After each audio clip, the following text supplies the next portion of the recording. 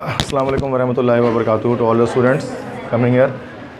सो अभी सर मोहसिन जमाल ने आपसे कुछ बातें की about the career, about the purpose, मकसद के बारे में, and it is the most important thing which he has already discussed ना। तो सबसे इंपॉर्टेंट चीज़ जो है वो डिस्कस हो चुकी है। अब जो डिस्कस हो रही है वो चीज़ जस्ट एक सेकेंडरी चीज़ है, प्राइमरी चीज़ डिस्कस हो चुकी है। लेकिन प्राइमरी चीज़ों के साथ सेकेंडरी चीज़ें भी ज़िंदगी में बहुत अहम होती हैं, क्योंकि दुनिया ज़ाहिर से दुनिया के निज़ाम है वो भी चलता है, तो उसके लिए करियर भी बनाना पड़ता है। तो इस हवाले से अब मैं उस चीज़ पर डिस्कस कर रहा हूँ, और I think most of the students वैसे इसी चीज़ के लिए आते हैं ओरिएंटेशन के अंदर, तो यहाँ पर मैं डिस्कस कर रहा हूँ। तो आज के सेमिनार जो है वो ई कैट और एम डी कैट के हवाले से है। तो कुछ शुरू में जो चीज़ें होंगी ना वो ई कैट के हवाले से डिस्कशन की जाएंगी, जो उसके बाद फिर एम डी कैट के हवाले से डिस्कस की जाएंगी, ठीक है ना। तो हर चीज़ को समझना है, चूँकि ई कैट या एम डी कैट दोनों ही कंपटीशन के एग्ज़ाम्स हैं, दोनों में ही कंपटीशन होता है, दोनों ही एप्टीट्यूड टेस्ट हैं। तो लगभग कोई ज़्यादा फ़र्क नहीं होता, एक सब्जेक्ट का ही फ़र्क होता है बायोलॉजी और मैथमेटिक्स का, वरना तो ECAT MDCAT में ख़ास फ़र्क है नहीं।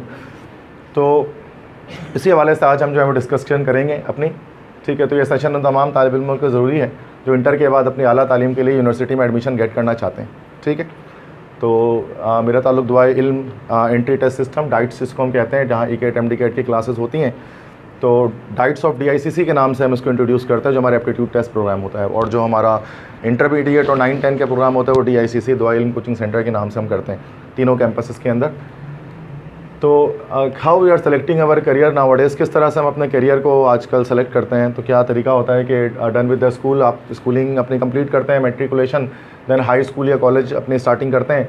हाई स्कूल के बाद हाई स्कूल या इंटरमीडिएट से आप जो है फारिग हो जाते हैं। देन आप बेस्ट यूनिवर्सिटीज़ को आप सर्च करते हैं विद करंट डिमांडिंग फील्ड्स, कि बेस्ट यूनिवर्सिटी कौन सी है और आजकल जो डिमांडिंग फील्ड्स चल रही हैं वो कौन सी चल रही हैं।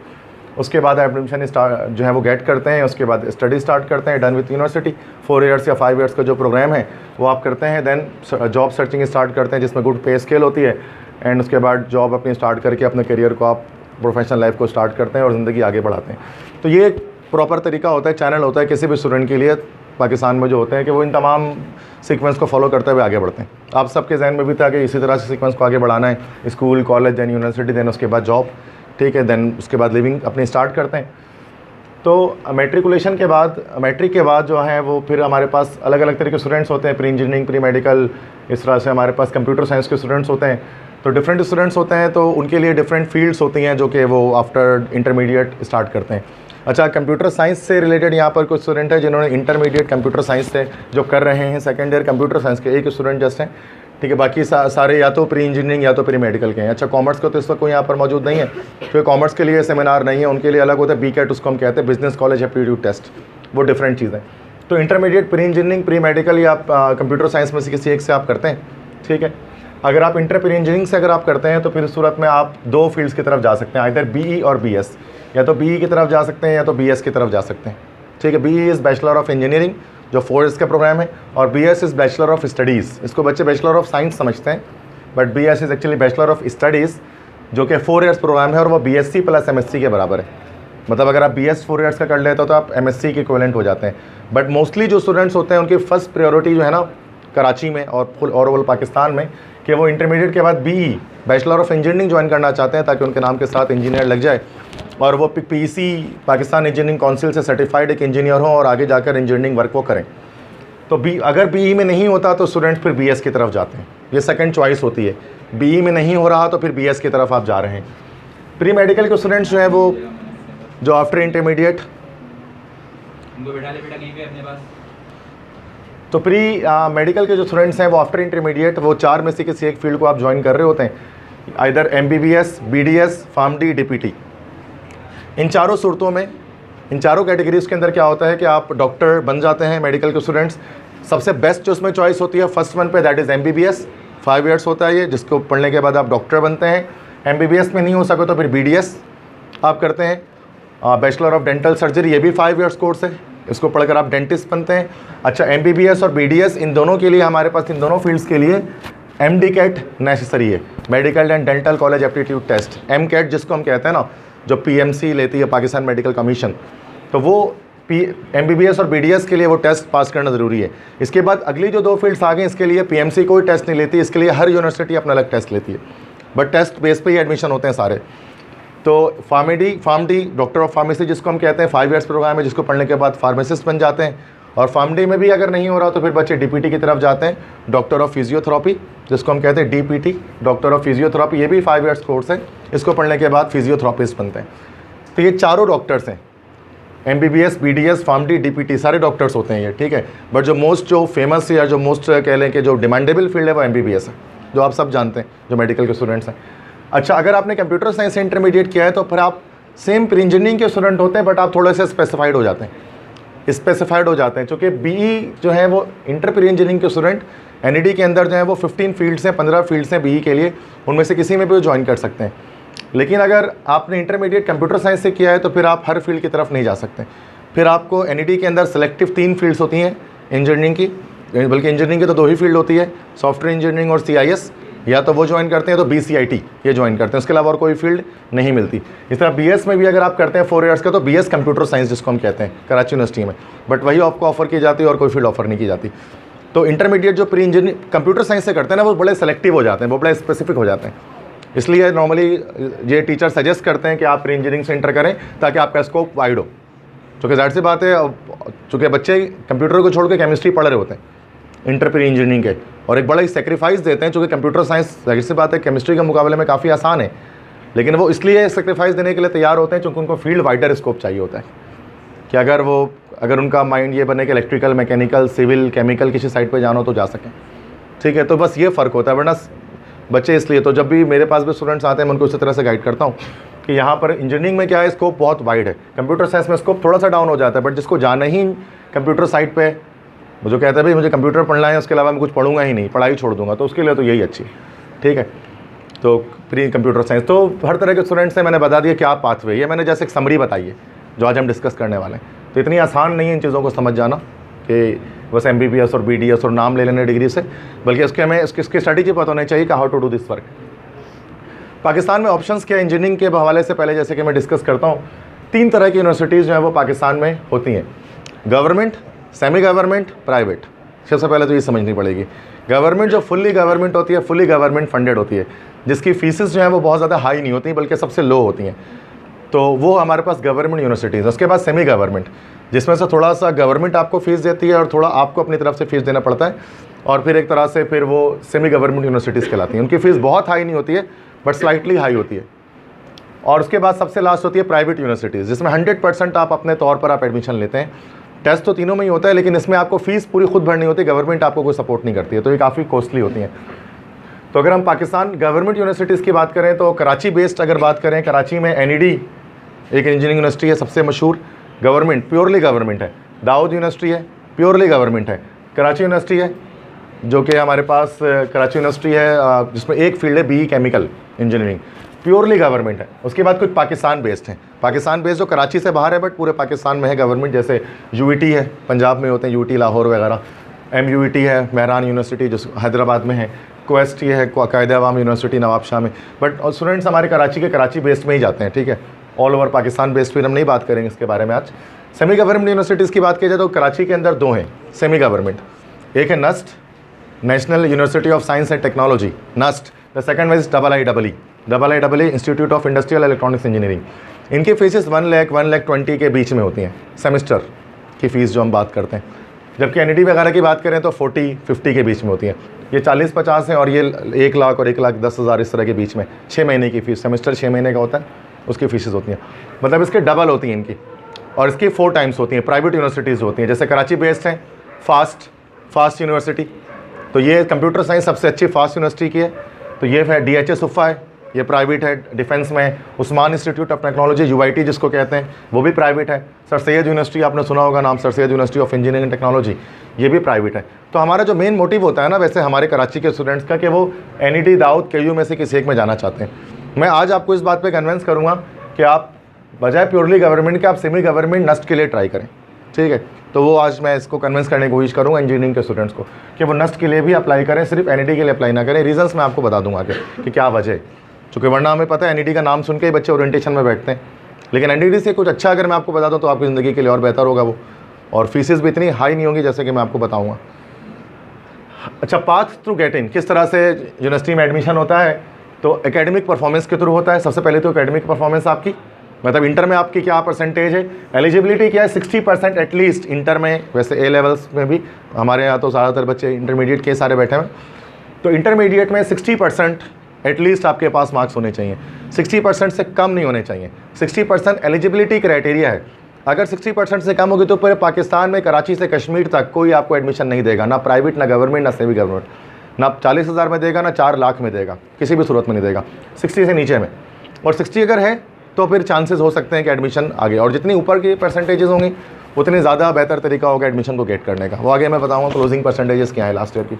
लेकिन एलिजिबिलिटी का मतलब ये होता है कि आप काबिल हैं 60% पर इंजीनियरिंग करने के लिए, ठीक है। 60 से कम पे आप जितने पैसे लगा दो आपका एडमिशन नहीं होने वाला, आप जितने लॉर्ड साहब हो आपका एडमिशन नहीं होने वाला अगर आपकी 60 से डाउन है तो, ठीक है।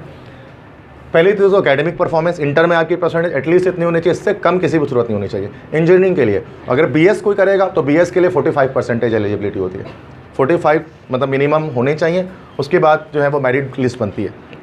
बट इंजीनियरिंग जो भी करना चाहते हैं 60 से नीचे सवाल ही नहीं पैदा होता कि कोई तरीका हो जाए जिसकी वजह से आप एडमिशन कर सकें।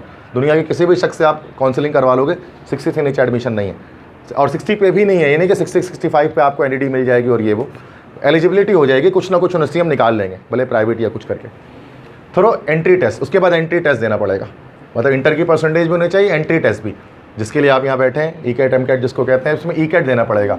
अब ई कैट अलग अलग तरह के होते हैं। हमारे पास तो यूनिवर्सिटी एंट्री टेस्ट, यूनिवर्सिटी जो एंट्री टेस्ट लेती है। इंजीनियरिंग के लिए कोई एक ऐसी कमीशन नहीं है जो पूरे पाकिस्तान का एक टेस्ट ले, जैसे मेडिकल में होता है। इंजीनियरिंग की हर यूनिवर्सिटी अपना अलग टेस्ट लेती है। तो जैसे एनईडी वालों का अपना टेस्ट होगा, इस तरह से दाऊद वालों का अपना टेस्ट होता है, केयू का अपना टेस्ट होता है। तो यूनिवर्सिटी के एंट्री टेस्ट को क्लियर करके भी आप एडमिशन ले सकते हैं। एनटीएस फास्ट में अगर एडमिशन कराना चाहे, फास्ट यूनिवर्सिटी जिसकी कंप्यूटर साइंस कराची में सबसे बेस्ट है। कंप्यूटर साइंस में अगर टॉप 3 अगर हम बात करें कंप्यूटर साइंस की यूनिवर्सिटीज़ की, पहले नंबर पे फास्ट आता है, सेकंड पे आईबी आती है, और थर्ड पे आती है हमारे पास एनईडी यूनिवर्सिटी, फोर्थ पे आती है कराची यूनिवर्सिटी, ठीक है। तो फास्ट सबसे टॉप पर है, फीसेस वगैरह आगे बता दूंगा। तो फास्ट की का एडमिशन एनटीएस की बुनियाद पे भी हो सकता है। इसके बाद सेट 2 तो आपकी जरूरत नहीं, A-लेवल सालों के लिए थ्रो आईएसएसबी के थ्रू भी आप यूनिवर्सिटी ज्वाइन कर सकते हैं, वो आर्मी के थ्रू, आर्मी, नेवी, एयरफोर्स के थ्रू, वो आगे बताऊंगा कि उसका क्या तरीका होता है, ठीक है। तो ये अलग अलग तरीके हैं, एंट्री टेस्ट अलग अलग तरह के होते हैं, यूनिवर्सिटी खुद भी लेती है, एनटीएस भी होता है, आईएसएसबी टेस्ट भी होते हैं, जिसकी मदद से आप इंजीनियरिंग साइड पर जा सकते हैं। सबसे पहले मैं बात करूंगा नस्ट के हवाले से, national university of science and technology. It is a supreme organisation of Pakistan, supreme institution of Pakistan.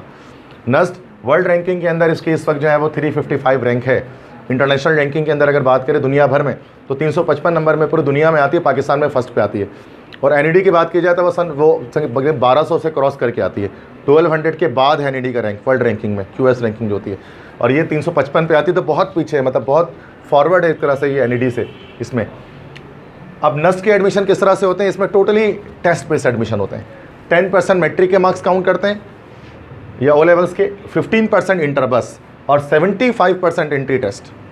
मतलब वो आपके इंटर को इंटरटेन ही नहीं करते हैं, वो कहते हैं इंटर बस 15% आपको उठाएंगे। अगर आपने 90% भी बना ली ना तो उसके वो 50% ही लेंगे। मैट्रिक के 10% लेंगे आपकी परसेंटेज का, और 75% टेस्ट के मार्क्स से पूरा एग्रीगेट बना के मेरिट लिस्ट बनेगी जिस पर आपका एडमिशन होगा। मतलब इसलिए कहते हैं कि नस्ट के एडमिशन में आपकी इंटर की परसेंटेज मैटर नहीं करती, आपके 65-60 भी है, अगर आपने टेस्ट अच्छा परफॉर्म किया है तो फिर आपको नस्ट में एडमिशन मिल सकता है। और अगर आपकी इंटर में परसेंटेज 90s में और आपने टेस्ट अच्छा परफॉर्म नहीं किया तो आपका नस्ट में नहीं होगा। ये टोटल टेस्ट बेस्ड एडमिशन होते हैं नस्ट के। और जो ईयर लॉन्ग कोर्स होता है ना, जो हम यहाँ से दिसंबर से स्टार्ट कर देंगे, ये नस्ट के लिए ही खास तौर पे होता है, क्योंकि नस्ट के जो टेस्ट होते हैं वो काफ़ी डिफिकल्ट होते हैं, आगे रीज़न मैं बता दूंगा क्यों। तो वो इसकी वजह से क्या होता है, बच्चे दिसंबर से स्टडीज़ स्टार्ट कर देते हैं, वरना जो एनईडी वाले हैं वो तो मार्च अप्रैल से भी शुरू कर देते हैं, उनकी तैयारी हो जाती है समटाइम्स, ठीक है। बट मैं बता रहा हूँ कि नस्ट के हवाले से अगर कोई है, और मैं इसको बता रहा हूँ 3 टेस्ट होते हैं साल में नस्ट के, नेट 1, नेट 2, नेट 3, साल में 3 टेस्ट होते हैं इसके। दिसंबर में अभी हो जाएगा, लेकिन वो आप नहीं दे सकेंगे, वो कराची वालों के नहीं होता, वो इस्लामाबाद के लिए होता है बस। मार्च और जुलाई में जो होगा ना नेट 2, नेट 3, वो आप दे सकते हैं। मार्च के लिए अगर आप रेडी होंगे तो ओके है, नहीं रेडी हुए मार्च तक तो फिर आप जुलाई में जो होता है ना, जो नेट 3 जिसको हम कहते हैं, उसमें आप एडमिशन ले सकते हैं अगर आपने क्लियर कर लिया। और तीनों टेस्ट भी आप दे सकते हैं, best one will be considered. जो तीनों में सबसे अच्छे नंबर होंगे ना उसको कंसिडर किया जाएगा। तो बहुत सारे बच्चे नेट 2, नेट 3 दोनों देते हैं, फिर उनमें से बेस्ट मार्क्स को सेलेक्ट किया जाता है एडमिशन के लिए, जो कि एडमिशन साल में 1 ही बार होगा, टेस्ट लेकिन 3 बार होगा। तो बच्चे किसी में भी बच्चे क्वालिफाई कर लें या हाईएस्ट मार्क्स लें। 200 नंबर का टेस्ट होता है टोटल बच्चों, 200 मार्क्स का, 80 मार्क्स की मैथमेटिक्स, सबसे ज़्यादा मैथ्स मैटर करता है, 60 मार्क्स की फिजिक्स, 30 मार्क्स की केमिस्ट्री, 20 मार्क्स की इंग्लिश और 10 मार्क्स के IQ क्वेश्चंस होते हैं, इंटेलिजेंस क्वेश्चंस होते हैं 10 नंबर के। टोटल 200 नंबर बनते हैं और इसके लिए आपको जो टाइम दिया जाता है 180 मिनट्स का दिया जाता है, तो मतलब 3 घंटे का टाइम आपको इसमें अलॉट किया जाता है। 3 आवर्स में आपको ये 200 सवाल करने होते हैं, मतलब 180 मिनट्स होते हैं और क्वेश्चन 200 होता है। 1 मिनट से कम टाइम होता है आपके पास हर सवाल को करने के लिए। और सबसे मेन चीज़ इसके अंदर यस टोटल MCQs बेस्ड जो एंट्री टेस्ट होते हैं बच्चों, ये सारे इतने अलर्ट पता है 80 क्वेश्चन और 60 क्वेश्चन आप सब्जेक्टिव नहीं कर सकते, 3 घंटे की आप शायद 12 घंटे में भी नहीं कर सकते। तो ये MCQs की बात मैं कर रहा हूँ। एप्टीट्यूड टेस्ट बेटा सारे MCQs बेस्ड ही होते हैं जितने भी होते हैं, और ये एक बड़ी जनरल सी बात है। तो ये इस तरह से 200 क्वेश्चन हैं, 200 सवाल इसके हैं और जो है वो 3 घंटे का टाइम आपके पास है। और ये जो टेस्ट बनता है ये टोटल फेडरल बोर्ड से बनता है, ये सिंध बोर्ड से नहीं बनता है इसके MCQs। इसके MCQs सिंध बोर्ड से नहीं आते। जो आप इंटर में जो पढ़ रहे हैं ना उससे इसके MCQs आप सॉल्व नहीं कर सकते। इसके लिए फेडरल बोर्ड को स्टडी करना पड़ता है। इस्लामाबाद बोर्ड से उसकी बुक्स जो है ना बिल्कुल डिफरेंट है हमारे सिंध बोर्ड की बुक से। तो उससे वो क्या करते हैं, पेपर को बनाते हैं, टेस्ट को बनाते हैं, और वो हमारे जाहिर सी बात है हमारे सिंध बोर्ड से 4 टाइम्स ज़्यादा मुश्किल है फेडरल की जो बुक है फेडरल बोर्ड की। तो वो हमारे स्टूडेंट्स पढ़ते नहीं और नेक्स्ट के लिए तैयारी करते हैं, नेक्स्ट के लिए टेस्ट देते हैं, तो फिर वो नहीं हो पाता। तो इसके लिए आपको क्या करना पड़ता है, जो एप्टीट्यूड टेस्ट में आप डिस्कस करेंगे बच्चों तो हम फेडरली डिस्कस करते हैं। और ना आप बोलोगे सर इंटर और इसमें फ़र्क क्या रहा, हम तो इंटर पढ़ ही रहे हैं कोचिंग सेंटर्स में डिफरेंट। तो हम यहाँ पर अगर ये एप्टीट्यूड क्यों करें, चूँकि यहाँ पर कोर्स डिफरेंट है खासतौर पर नस्ट के लिए। फ़ी इसकी क्या है, फ़ी मैंने यहाँ पर लिखी है, दैट इज़ 1,15,000 पर सेमेस्टर फ़ीस है। 1,15,000 जो है वो सेमेस्टर फ़ीस है, 6 महीने की इसकी फ़ीस होती है। और NED इसकी फ़ीस के मुकाबले में 45,000 NED ले रहा होता है, 45,000, और ये 1,15,000 है। लेकिन फिर वही बात है कि इसकी रैंकिंग बहुत ऊपर है और स्कॉलरशिप्स आर अवेलेबल। जो इतने सुप्रीम इदारे होते हैं ना ये फ़ीस पर नहीं चलते, इसको याद रखना है। वो कहते हैं आप हमारे टेस्ट पास करके दिखाओ, आप टेस्ट में अच्छा नंबर आप एलिजिबल हो, हम आपको फ्री में पढ़ा देंगे। वो ये कहते हैं, मतलब मैं बताऊंगा इस तरह की यूनिवर्सिटीज़ हैं, ये टेस्ट ही पास नहीं कर सकते आप, सिंपल सी बात है। तो बहुत दूर की बात है, 1,15,000 वरना ज़्यादा हमें इस वक्त लगेंगे यहाँ पर बैठ करना इस कैंपस में, सर ज़्यादा है। वरना आउट ऑफ कराची अगर औरंगी टाउन जाए तो कोई ऐसा मुश्किल नहीं है, स्टूडेंट्स पे कर सकते हैं, बहुत ज़्यादा कुछ नहीं लगता किसी को ये। लेकिन एडमिशन भी नहीं हो पाता, मसला ये। और एडमिशन हो जाए और आप जैसे एक एप्लीकेशन लिखते हैं स्कॉलरशिप के लिए, आपकी फ़ीस 0 हो जाती है, कोई मसला नहीं होता। ठीक है, चूँकि ये इदारे नस्ट जो चलता है वो पाकिस्तान आर्मी के अंडर में चल रहा होता है, पाकिस्तान आर्मी इसको चला रही होती है, तो जाहिर सी बात है कि वो उसको पैसों की इतनी ज़रूरत है नहीं आपके ख़ास तौर पे। तो वो स्कॉलरशिप आपको अवेलेबल है, यहाँ पर मैंने मेंशन कर दिया है। तो कभी भी फ़ीस की वजह से नस्ट के लिए कोई ना रुके कि सर फ़ीस नहीं अफोर्ड कर सकते हैं। तो ये सबसे ज़्यादा फजूल बात आज की होगी अगर आप फ़ीस के बारे में मुझसे बात करें कि सर फीसिस क्या होंगे सर इसकी। तो ये कोई फ़ीस नहीं होती, ये सुप्रीम इदारे हैं जिनको फीसिस जिनके लिए मैटर नहीं करते हैं। 1,15,000 कुछ नहीं है, ये आपको 10 लाख रुपए के कोर्स दे रहे होंगे 6 महीने में, मतलब इतना पढ़ा रहे होंगे और उतनी वर्थ होगी। नस से आप पास आउट होकर निकलेंगे तो इतनी फ़ीस है ना, वो 3 महीने में आपको कवर हो जाएगी पूरी सैलरी से। इतनी अच्छी जॉब्स लग जाती हैं नस से पास आउट ग्रेजुएट्स की। ठीक है, तो इसको परेशान नहीं होना है। सर ने भी कहा ना, बेस्ट इन्वेस्टमेंट आप करते हैं जो अपनी स्टडीज़ में करते हैं, इससे बड़ी इन्वेस्टमेंट कोई नहीं है। ये तो 1 लाख है ना, लोग 11 लाख रुपए लेके भी खड़े होते हैं नस्ट में एडमिशन के लिए, बट नहीं देते वो, कि हो ही नहीं सकता, नामुमकिन है। तो ये नस्ट के लिए मैंने थोड़ी सी इसमें इन्फॉर्मेशन आपको बताई कि अबाउट नस्ट में क्या चीज़ें होती हैं। ठीक है, टेस्ट इसका मार्च और जुलाई में होगा और 200 नंबर का टेस्ट होगा, बेस्ट कंसीडर किया जाएगा टेस्ट को। ये फीस इसकी है और फेडरल बोर्ड से इसके जो टेस्ट वो बनेंगे। अच्छा, फील्ड्स वगैरह भी बता दूंगा इसमें भी मैं आपको कि कौन कौन से फील्ड्स आपको यहाँ पर मिल सकती हैं। देखिए बच्चे, नस्ट के अंदर, वेट फॉर इट, बेटर। तो नस्ट के अंदर, नस्ट के जो कैंपसेस हैं बेटा पाकिस्तान में काफ़ी सारे हैं। इस्लामाबाद, रिसालपुर, रावलपिंडी, कोयटा और कराची, इन तमाम सिटीज़ में। इस्लामाबाद सबसे मेन कैंपस है इसका, सबसे ज़्यादा फील्ड्स उसके अंदर है। हम इन सब की बात नहीं करते, हमारे स्टूडेंट्स नस्ट कराची में जाना चाहते हैं। तो नस्ट कराची जो है ना, कराची कैंपस को PNEC कहा जाता है, पाक नेवी इंजीनियरिंग कॉलेज कहा जाता है। नस्ट कराची में 210 नंबर का 200 मार्क्स का जो टेस्ट होता है, अगर आप उसमें 135 140 भी स्कोर करते हैं तो फिर नस्ट कराची में आपका एडमिशन हो सकता है। नस्ट कराची में 3 फील्ड्स हैं जो आपको ऑफर की जाती हैं। First is mechanical engineering. NED के अलावा जो है ना मैकेनिकल इंजीनियरिंग अगर सेमी गवर्नमेंट की बात की जाए सिर्फ नस्ट के अंदर है। ठीक है, तो मैकेनिकल इंजीनियरिंग यहाँ पर ऑफर की जाती है, इलेक्ट्रिकल इंजीनियरिंग ऑफर की जाती है, और तीसरी नेवल आर्किटेक्चर इंजीनियरिंग। ये 3 चीज़ें यहाँ पर उसको ऑफर की जाती हैं। वैसे नेवल आर्किटेक्चर तो बच्चे नहीं लेते, मैकेनिकल और इलेक्ट्रिकल ये नस्ट में जो है वो काफ़ी फेमस है, तो ये अप्लाई करते हैं। कंप्यूटर साइंस नस्ट की जो है ना वो कराची में नहीं है, इस्लामाबाद कैंपस में आपको कंप्यूटर साइंस मिलता है। ठीक है, तो नस्ट के लिए 2 फील्ड्स के लिए अप्लाई कर सकते हैं आप, मैकेनिकल, इलेक्ट्रिकल। ये आपको मिल सकती है अगर आप नस्ट के टेस्ट क्लियर कर ले तो। और ये NED से सुप्रीम इदारा है, जो यहाँ पर मैं उसके बारे में आपको गाइड कर रहा हूँ। अब नस्ट को सबसे पहले नंबर पे मैंने इस वजह से रखा रैंकिंग के लिहाज से, सेमी गवर्नमेंट थी। अब आते हैं सेकंड यूनिवर्सिटी की डिस्कशन पर, that is NED university of engineering and technology. This is the main door of NED university. तो नाम यकीनन आपने सुना होगा, ज़्यादातर हमारे स्टूडेंट्स NED का ही नाम सुनते हैं बिकॉज ये ज़्यादा फेमस है, बिकॉज ये टोटली गवर्नमेंट है। नस्ट, अच्छा NED की जब बात करेंगे तो NED यूनिवर्सिटी के अंदर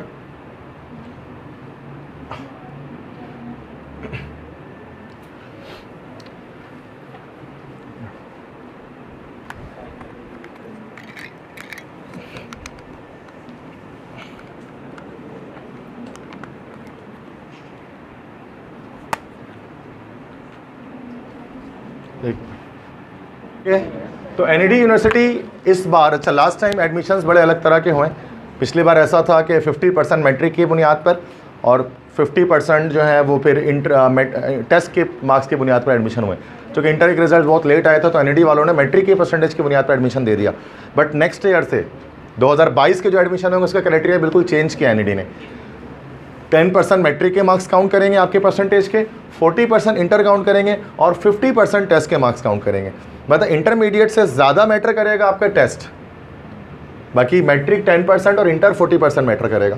और जिसके टेस्ट में नंबर अच्छे आएंगे वो ज़्यादा अच्छी फील्ड को गेट कर सकेंगे। पहले NED में ऐसा होता था कि टेस्ट के मार्क्स जैसे वो पास करने को कहते थे, टेस्ट पास कर लिया आपने तो दैट्स गुड, बस अब आपकी इंटर की परसेंटेज पे आपका एडमिशन हो जाएगा, 100 में से 50 नंबर टेस्ट अगर आपने ले लिए। अब लेकिन ऐसा नहीं है, अब टेस्ट के मार्क्स भी काउंट होते हैं आपकी ओवरऑल मेरिट को क्रिएट करने में। जितने ज़्यादा मेरिट आपकी हाई होगी उतनी ज़्यादा आपको अच्छी परसेंटेजेस मिलने के चांसेस होंगे। एक्सपेक्टेड डेट जो है वो NED के टेस्ट की अगस्त 2022, अगस्त के महीने में आपका ये टेस्ट हो जाएगा।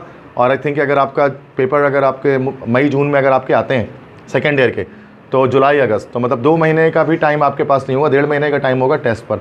इसलिए आप एग्ज़ाम के बाद इसकी तैयारी नहीं कर सकते हैं अगस्त, चूँकि अगस्त है ना, टेस्ट बहुत सामने है, 1-1.5 महीने 2 महीने में आप टेस्ट की तैयारी नहीं कर सकते। पिछली बार जिन बच्चों ने ऐसा सोचा वो बच्चे फिर एडमिशन नहीं ले पाए, उनका टेस्ट क्लियर नहीं हो पाया।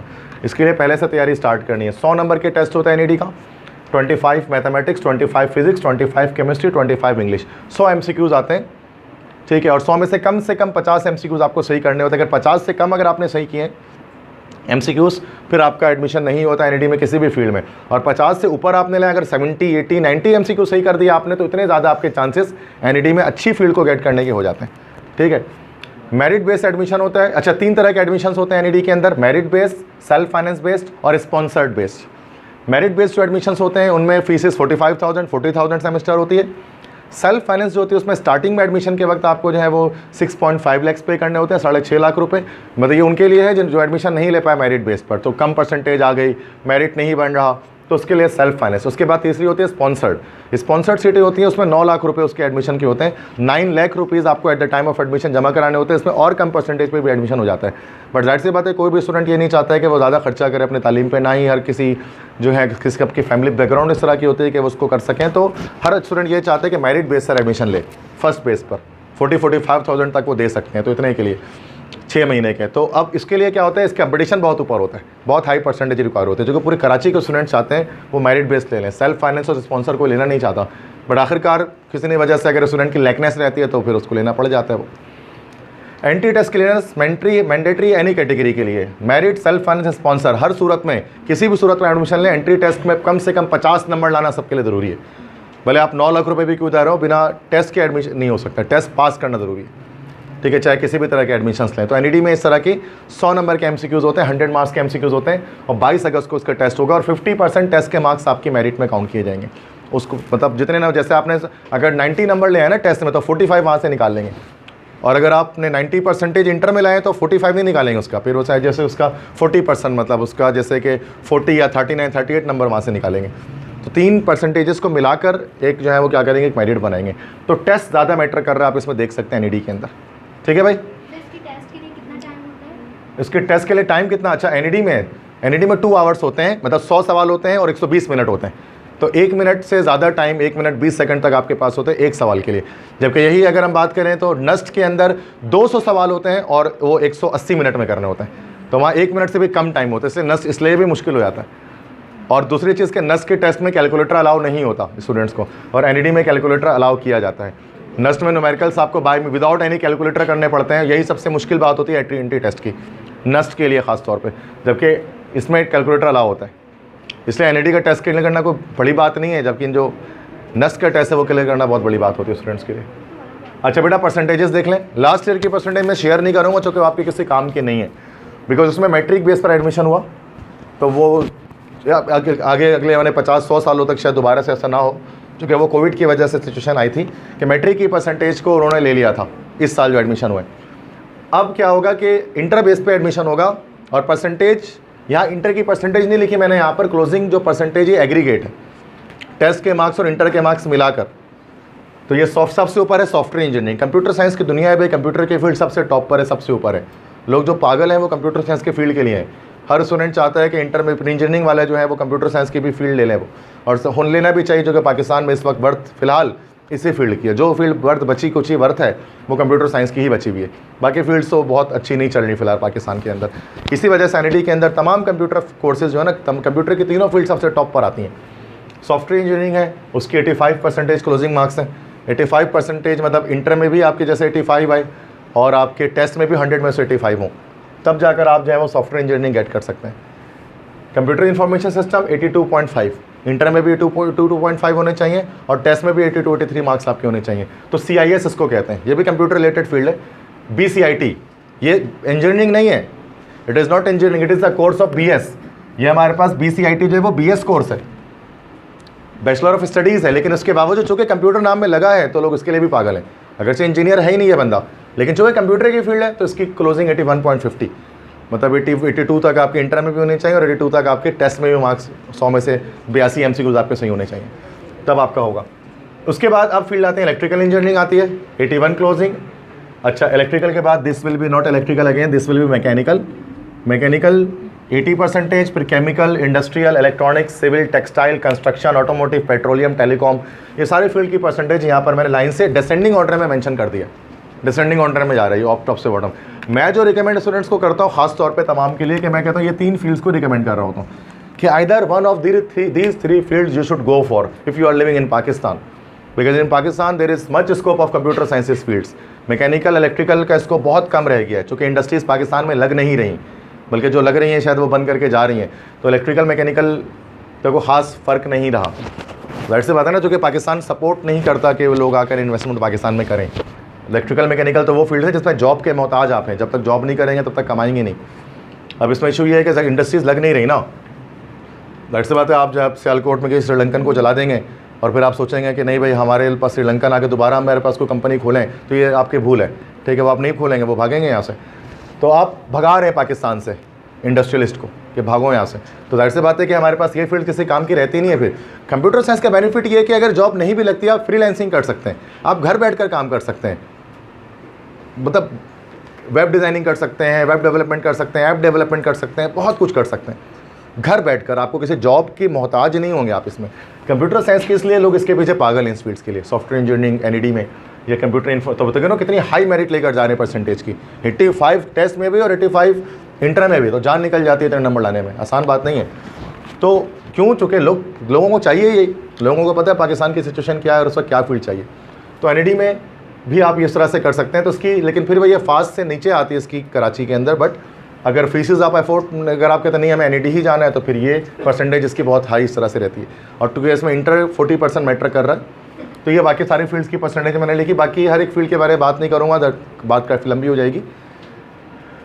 अच्छा, और भी फील्ड्स हैं, मतलब आप सोच रहे हो फील्ड सिर्फ इतनी तो नहीं है, फील्ड्स और भी हैं, like polymer, food, bachelor, architecture, material, metallurgy, biomedical, urban.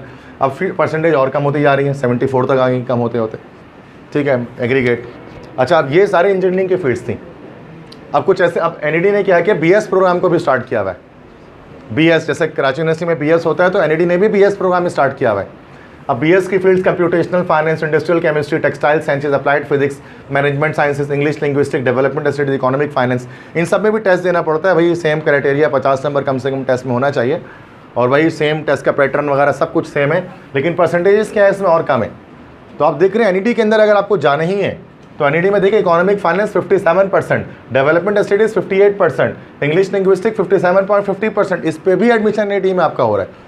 तो मैं स्टूडेंट्स को ये बताना चाहता हूँ कि सिर्फ आप नाम पे इंस्टीट्यूट के नहीं जाएं, कि इधर के भाई एनईडी का नाम, इसकी छाप, इसकी स्टैंप अपने आप को अपने ऊपर लगवाना है, ऐसा नहीं करें। फील्ड्स में जो इंटरेस्ट आपका, उस इंटरेस्ट को बेस करते हुए आप उसमें आगे जाएँ, जो स्कोप जो चल रहा है उसको देखते हुए आगे जाएँ। सिर्फ ये सोच लेना कि चूँकि ये इकोनॉमिक फाइनेंस एनईडी करा रही है तो अच्छी ही कराएगी तो चले जाते हैं, तो ऐसा नहीं है।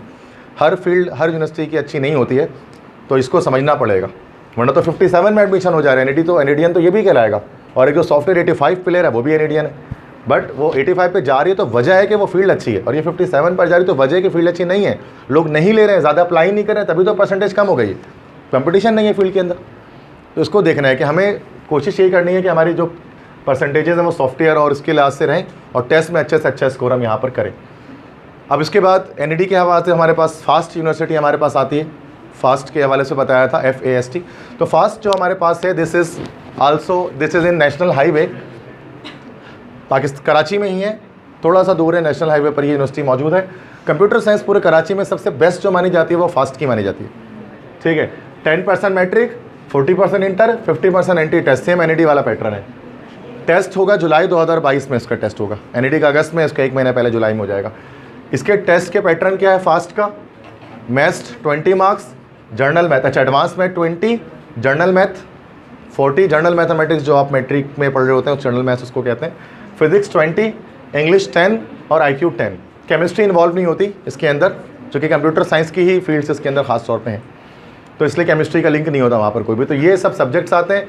फ़ी जो है वो सेमिस्टर के लिहाज से 1,27,000 रुपये है। सेमिस्टर की 6 महीने की जो उसकी फ़ीस होती है 1,27,000 है, लेकिन इसमें भी आप स्कॉलरशिप्स को अवेल कर सकते हैं। फिर से वही क्राइटेरिया कि आप इसके टेस्ट को पास करें। टेस्ट पास करते हैं तो स्कॉलरशिप मिल जाती है। इसकी स्कॉलरशिप से मुराद क्या होता है कि आपको स्टाइपेंड्स मिल जाते हैं। बहुत सारे मेरे स्टूडेंट ऐसे हैं जो नस्ट में हैं और फास्ट में होते हैं, और वो फ्री ऑफ कॉस्ट पढ़ रहे हैं। एनईडी वाले ज़्यादा फीस दे रहे हैं, फास्ट वाले फीस ही नहीं दे रहे, तो स्कॉलरशिप लगे ही चूँकि उनकी। अगर आप डिजर्विंग स्टूडेंट हो ना, तो कराची में बहुत इदारे हैं जो आपको फ़ीस आपको बिल्कुल ज़ीरो कर सकते हैं आपकी, लेकिन आप डिजर्विंग होने चाहिए। वो आपकी पूरी इंटरव्यू लेंगे, वो बिल्कुल आपको चेक करेंगे, आप नीड बेस चेक करेंगे, मेरिट बेस चेक करेंगे, फिर देखेंगे हाँ ये बच्चा पढ़ता भी बहुत अच्छा है, मेरिट भी है और इसको नीड भी है कि घर वाले अफोर्ड नहीं कर सकते। 100% पाकिस्तान में आपको स्कॉलरशिप अवेल होगी, ठीक है। तो ये तो मैं आपको उसके लिए लिंक्स वगैरह बता दूंगा कि किस तरीके से मिलती हैं। आप लेकिन अपना माइंड बेस्ट इदारे का बनाए। जैसे कंप्यूटर साइंस में जाना है तो फास्ट है, बेस्ट इदारा है कंप्यूटर साइंस। एनईडी उसके बाद है, और टेस्ट भी एनईडी का उसके बाद ही है, सिंपल सी बात है। इसके जुलाई में, उसका अगस्त में। अगर इसमें नहीं हो सका खुदा ना खास्ता, तो आप एनईडी जाएँ, सॉफ्टवेयर के लिए ट्राई करें, ठीक है। तो ये चीज़ मैं बता रहा हूँ। बाकी ये है कि अगर इसमें चलो अगर नहीं फीस अफोर्ड कुछ भी हो सकी, तो चलो एनईडी तो आपके पास है ना, उसके ट्राई कर लेना। अगर स्कॉलरशिप नहीं भी अवेल होती है, एनईडी में हम ट्राई कर लेंगे, बट इसके लिए लाजमी ट्राई करना है, ठीक है। और जो अफोर्ड कर सकता है 1,27,000, उसके लिए तो कोई मसला ही नहीं है, पहली फुर्सत में उसको लेना चाहिए। सिंध बोर्ड से होता है फास्ट का जो टेस्ट आता है, वो सिंध बोर्ड के अकॉर्डिंग ही होता है, ठीक है। वो फेडरल नस्ट का टेस्ट फेडरल बोर्ड से होता है। NTS के बारे में मैं आपको बता रहा था। NTS एक टेस्टिंग सर्विस है, नेशनल टेस्टिंग सर्विस NTS कहलाती है। जो NTS हर महीने टेस्ट लेती है। अच्छा, एक फास्ट के बारे में एक इंपॉर्टेंट बात मैं आपको बता रहा हूँ तमाम स्टूडेंट्स को, हर महीने टेस्ट लेते हैं। चाहे मैं चीज़ें थोड़ा फास्ट कह रहा हूँ, जो कि टाइम का भी जाहिर सी बात है का मसला है हमारे पास, और इसलिए मैं रिकॉर्ड भी साथ साथ कर रहा होता हूँ कि अगर इन केस आपको कुछ चीज़ें समझ में नहीं आती, मैं फास्ट कह रहा होता हूँ चीज़ों को, क्योंकि एक चीज़ को डिटेल में जाएंगे ना तो 8-10 घंटे का सेशन होता है टोटल ये, तो मैं उस पर नहीं जाना चाह रहा। तो मैं रिकॉर्ड कर रहा हूँ उसको, तो आप बेसिकली आप उसको बार बार सुन सकते हैं, स्लो मतलब कि आप बार बार सुनना है, जो आपके मेन पॉइंट है आप उसको बार बार सुने कि मैं क्या कह रहा हूँ उसमें। अगर अब इस वक्त आप नहीं लिख पा रहे, नहीं समझ पा रहे मेरी बात, तो घर पे जाकर सुनेंगे, रिकॉर्डेड लेक्चर अपलोड कर दूंगा तो आपको इजीली समझ में आएंगे। NTS नेशनल टेस्टिंग सर्विस, हर महीने इसका टेस्ट होता है। 3 यूनिवर्सिटी है पाकिस्तान की जो इसका टेस्ट स्कोर एक्सेप्ट करती है, fast, COMSATS, IST। COMSATS IST तो इस्लामाबाद में इसको छोड़ दें, फास्ट कराची। तो फास्ट कराची में ये नस्ट NTS के स्कोर भी एक्सेप्ट करती है। 12 महीने में 12 टेस्ट होते हैं इसके NTS के। आप पूरे 12 महीने में से कोई भी टेस्ट आप क्लियर कर लो, आप जनवरी, फरवरी, मार्च, अप्रैल, मई, जून, जुलाई, हर महीने होगा। किसी भी एक टेस्ट को आप क्लियर कर लोगे ना, किसी भी महीने देकर, तो आपका फास्ट में एडमिशन हो जाएगा। NTS टेस्ट उसको हम कहते हैं। मतलब NED ये जो मैं पीछे दिखा रहा हूँ ना आपको, ये जुलाई 2022, ये फास्ट का अपना टेस्ट है, फास्ट वाले जो खुद लेंगे, और ये NTS का स्कोर होता है। जो NTS ले रही होती है, फास्ट वाले एक्सेप्ट कर लेते हैं उस स्कोर को। तो ये मतलब एक महीने में 12 टेस्ट आप इसका दे सकते हैं। तो अगर आप एक बार नहीं क्वालिफाई कर, दूसरी बार, तीसरी बार, चौथी बार, 5वीं बार, 10वीं बार आप दो, ये चीज़ इसके बेनिफिट है फास्ट के लिए। और सबसे अच्छे, चूँकि ये नस्ट NTS के स्कोर को और कोई यूनिवर्सिटी कराची में एक्सेप्ट नहीं करती है सवाए फास्ट की। तो फास्ट कंप्यूटर साइंस में सबसे ज़्यादा सुप्रीम इदारा है, सिंपल सी बात है, ठीक है। तो IBA उसके बाद है, पर IBA की डिस्कशन मैं यहाँ करूँगा नहीं। मैं फास्ट की जो IBA और ज़्यादा बहुत कॉस्टली है, तो स्कॉलरशिप उसको तो ईजिली अवेलेबल नहीं होती है, अच्छा, अब एक और लास्ट तरीका है इंजीनियरिंग के स्टूडेंट्स के लिए, आर्मी, नेवी या एयरफोर्स के थ्रू भी वो इंजीनियरिंग को ज्वाइन कर सकते हैं कैडेट्स बन के, कमीशन ऑफिसर के तौर पे एज अ सेकेंड लेफ्टिनेंट, जैसे आर्मी ज्वाइन करेंगे तो ज्वाइन हो जाएगा। इस तरह से जो है वो अगर आप एयरफोर्स को ज्वाइन करेंगे तो एज अ फ्लाइंग ऑफिसर आप इसको ज्वाइन कर सकते हैं, नेवी में फिर एज अ मिडशिपमैन आप इसको ज्वाइन कर सकते हैं। तो commission officer BS degree programme affiliated with NUST, army, navy, air force तीनों नॉर्मली सितंबर में आता है हर साल, जो इसकी कमीशन के एडवर्टाइजमेंट आ रहे होते हैं। इसमें ये बेनिफिट होता है इसका कि अगर आप इसके थ्रू अगर आप जाओगे ना कमीशन के थ्रू, तो आप 4 साल की इंजीनियरिंग तो आपको ऑफर करेंगे ही वो नस्ट के थ्रू, और उसके बाद फिर आपको डायरेक्ट पाकिस्तान आर्मी के अंदर as a commission officer, army में अगर है तो सेकेंड लेफ्टिनेंट जो है उसको एज अ कमीशन ऑफिसर आपकी जॉब डायरेक्ट लग जाएगी। और कमीशन ऑफिसर की रैंक हर 2 साल के बाद बढ़ती है, सेकंड लेफ्टिनेंट 2 साल बाद, लेफ्टिनेंट 2 साल बाद, कैप्टन 2 साल बाद, मेजर 2 साल बाद, कमांडर 2 साल बाद, ब्रिगेडियर, इस तरह से रैंक जाती है। बट बहुत सबसे बेस्ट तो ये, मतलब पूरे सब कुछ अगर सब कुछ आटा तो साइड कर दो, आज की बात को मकसद ही फौत हो जाए तो इससे ऊपर कुछ नहीं है, ठीक है, पूरे पाकिस्तान में इससे ऊपर कुछ नहीं है। बट इसमें होना सबसे ज़्यादा मुश्किल है, मतलब एक सट्टे की तरह है, ये जुए की तरह है कि चलो लगा देते हैं, पासा फेंकते हैं, हो गया तो हो गया, ये वो वाली सिचुएशन है ये, जो कि नहीं होता। आप सोच भी लेंगे तो ऐसा मैं बोल तो दूंगा बट ये कर लेना 4 चीज़ हो जाएगा, बट ये 4 चीज़ इतने आराम से क्लियर नहीं होते बच्चों के। तो हर बच्चा कमीशन का टेस्ट देता है और देना भी चाहिए, हर स्टूडेंट को देना चाहिए। गर्ल्स के लिए भी एप्लीकेबल होता है ये, बॉयज़ के लिए भी एप्लीकेबल होता है ये। अब गर्ल्स भी जा सकती हैं PF के अंदर ना, वो अगर अपने तो के मरिया मुख्तियार का आपने नाम सुना होगा, तो वो भी थी उसके अंदर कमीशन ऑफिसर। तो आप एज अ गर्ल्स भी जा सकती हैं, बॉयज़ भी जा सकते हैं इसमें, ठीक है। और आजकल तो जाहिर सी बात है कि ISSB ISPR वाले ड्रामे वगैरह बनाते हैं जिसमें फीमेल्स की डोमिनेंसी वो दिखाते हैं आर्मी के अंदर खास तौर पर, ताकि आपका और पैशन बढ़े कि आप आर्मी की तरफ जा सकते हैं गर्ल्स भी, ये ना सोचे जैसे बॉयज़ के जाने की चीज़ है, ठीक है। तो सबसे पहले एंट्री टेस्ट होता है, इनिशियल टेस्ट उसको कहते हैं, वो टेस्ट क्लियर करना पड़ता है, फिर इंटरव्यू होता है वो क्लियर करना पड़ता है, फिर इनिशियल मेडिकल आपका होता है, मेडिकल कंप्लीट टेस्ट वो क्लियर करना पड़ता है। जब ये 3 चीज़ें आप क्लियर कर लेते हो, entry test, interview, initial medical test, फिर कुछ दिनों के बाद आपके पास ISSB का लेटर आ जाता है। फिर 5 दिन के लिए मलिर कैंट के अंदर 5 दिन के लिए आपका टेस्ट होता है, 5 डेज़ का ISSB टेस्ट उसको कहते हैं। 5 दिन में क्या करते हैं, 5 दिन का टेस्ट देने के बाद 5 दिन आप मलिर में ही रहते हैं, कैंट के अंदर जो पूरी छावनी है उसके अंदर। 5 दिन के बाद फिर आपको घर भेज देते हैं। उसके कुछ हफ्तों में आपको क्या करते हैं, आपको एक लेटर घर पे भेजते हैं, आइदर यू आर रिकमेंडेड और नॉन रिकमेंडेड। अगर रिकमेंडेड आ गया फिर आपको वो भेज देंगे डायरेक्ट कि यूनिवर्सिटी के साइट पे, जहाँ पर यूनिवर्सिटी नस्ट में भेजेंगे तालीम हासिल करने के लिए। और नस्ट से जैसे ही आप तालीम हासिल करके निकलेंगे तो फिर अच्छा, नस्ट में 2 तरह के लोग जा सकते हैं। देखो नस्ट की बात मैं कर रहा हूँ, नस्ट में एक सिविलियन जा सकते हैं और एक यूनिफॉर्म सोल्जर्स जा सकते हैं, दोनों में बड़ा फ़र्क है। वही मैंने जो नस्ट जो शुरू में बताया ना, वो सिविलियंस के लिए था, जो भले आर्मी से एसोसिएट नहीं होना चाहिए, बस नस्ट में पढ़ना है उनको है। और इसके थ्रू भी नस्ट में ही पढ़ाई होगी, चाहे एफिलेटेड नस्ट से ये नस्ट में ही पढ़ाई होगी, लेकिन आप यूनिफॉर्म होंगे। तो नस्ट की क्लासरूम में 2 तरह के बच्चे बैठते हैं, एक वो जो सेकंड लेफ्टिनेंट के ड्रेस में बैठते हैं, आर्मी ड्रेस में, और एक वो जो नॉर्मल कपड़ों में जो यूनिफॉर्म उनका होता है नस्ट का, उसमें बैठते हैं। दोनों में बहुत फ़र्क होता है। नॉर्मल जो यूनिफॉर्म में, नस्ट की यूनिफॉर्म में बैठे में, उनको 4 साल के बाद नस्ट से निकलने के बाद अब आपको जहाँ जॉब चाहिए वहाँ पर आप ढूंढेंगे, खुद सिक्योर करेंगे, खुद सर्च करेंगे। और ये जो होता है यूनिफॉर्म में जो बैठ के पढ़ेंगे, HSB के थ्रू जो गए होंगे, उनको फ़ौरन से डायरेक्ट आर्मी में जॉब मिलेगी, उनको कहीं और जगह जॉब नहीं करनी है। फाइनल मेडिकल, ठीक है। तो अप्रैल और सितंबर 2 साल में 2 बार इनकी एडमिशन्स आते हैं। इसकी डिटेल अलग है, कभी इसका मौका मिला तो इसकी डिटेल्स, हाँ अप्रैल, इसके लिए फिर मैं बता रहा हूँ इसकी डिटेल डिस्कशन। अभी तो ओरिएंटेशन है, मैं जस्ट आपका माइंड ओरिएंट कर रहा हूँ, आपको जस्ट झलक दिखा रहा हूँ कि आखिरकार इंटर के बाद होता क्या क्या ज़िंदगी में, क्या क्या कर सकते हैं। तो बाकी इसकी डिटेल्स फर्दर फिर अलग इसके लिए हम कुछ डिस्कशन करेंगे, क्लासरूम डिस्कशन होगी, उसमें हम बात करेंगे कि ISSB है क्या चीज़। वो 1 घंटे का पूरा इसका अलग सेमिनार होता है ISSB के बारे में, कि है क्या चीज़, कैसे होता है, टेस्ट में क्या आता है, इंटेलिजेंस क्या चीज़ होती है, फिजिकल टेस्ट में क्या आता है, इसमें ISSB के अंदर क्या क्या होता है, इंटरव्यूज़ कैसे होते हैं, सब चीज़ अलग है। इसकी तैयारी भाई, इसकी जो तैयारी है ISSB की आपको खुद करनी पड़ती है। कराची में कोई इदारा इसकी तैयारी नहीं कराता, यूट्यूब के थ्रू घर पे आप खुद करते हैं उसको। पूरे कराची में इसकी तैयारी को नहीं कराता, चूँकि इसके अंदर बहुत सारी चीज़ें हैं। इसके अंदर फिजिकल टेस्ट है, लॉन्ग जंप, शॉर्ट जंप, बहुत सारी चीज़ें उसके अंदर। तो वो पढ़ाई सिर्फ नहीं है, इसके अंदर फिजिकल चीज़ें भी हैं, ठीक है। तो ये आर्मी, नेवी, एयरफोर्स के थ्रू भी आप इंजीनियरिंग को ज्वाइन कर सकते हैं, ठीक है। अच्छा, ये जो जहाँ तक बात थी स्टूडेंट्स, तो ये मैंने इंजीनियरिंग के हवाले से डिस्कशन किया है चीज़ों को, ओके। आइदर अच्छा, आप इंजीनियरिंग के हवाले से कोई क्वेश्चन आपके पास है माइंड में, जितने बच्चे प्री इंजीनियरिंग के बैठे हुए, अगर कोई माइंड में कोई क्वेश्चन है 3-4 बच्चों के, अगर तो वो एक एक करके मुझसे पूछ सकते हैं। वैलिड क्वेश्चन किसी के पास है अगर कोई, तो इंजीनियरिंग के अभी तक जो डिस्कशन किया उसमें कोई सवाल आपके सामने है तो NED को डिस्कस किया है, नस्ट को डिस्कस किया है, फास्ट को डिस्कस किया है, और साथ में यहाँ अभी आर्मी के थ्रू जो एडमिशन होते हैं उसको डिस्कस किया। बेसिक सवाल कोई